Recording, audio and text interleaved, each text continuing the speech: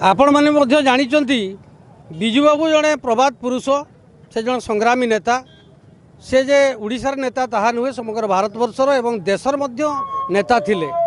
दुईटा देशर से नागरिकत्व हासिल करते से जड़े महासंग्रामी नेता जितेबाला सी ओडिशा रे मुख्यमंत्री हेले 1990 मसीह सेतेबेले तांको जन्मदिन पंचायतराज दिवस भाव में घोषणा करा जायतिला।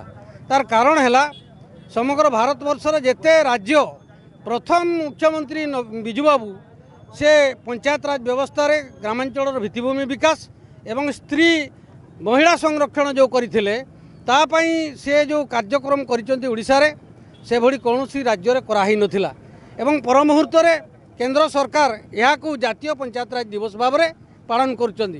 किंतु मार्च 5 तारीख जो विजु बाबू को जयंती थिला ताकू जो पालन करा जाउथिला वर्तमान भाजपा सरकार ताकू संपूर्ण बंद कर दी टाटू नीति अवलंबन कर विभिन्न प्रकार कथा को देखी से विजु बाबू को जयंती टाक भंडूर कर देइचंदी। यार प्रतिवाद रे आज विजु जनता दल पक्षरु भारतीय जनता पार्टी एवं ओडिशा सरकार केंद्र सरकार को आम दृढ़ निंदा करूँ।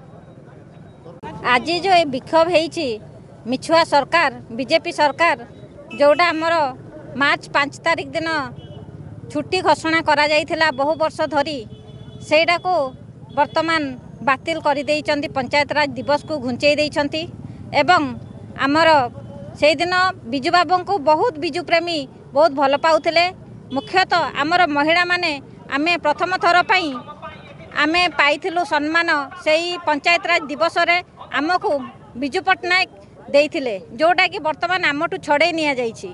सेथिपई आज आमर विख्यात प्रलोभन बा आमर जो रैली करिचे एवं कुशपुतला का दाह करिचे आमे सेथिपई करिछु आज।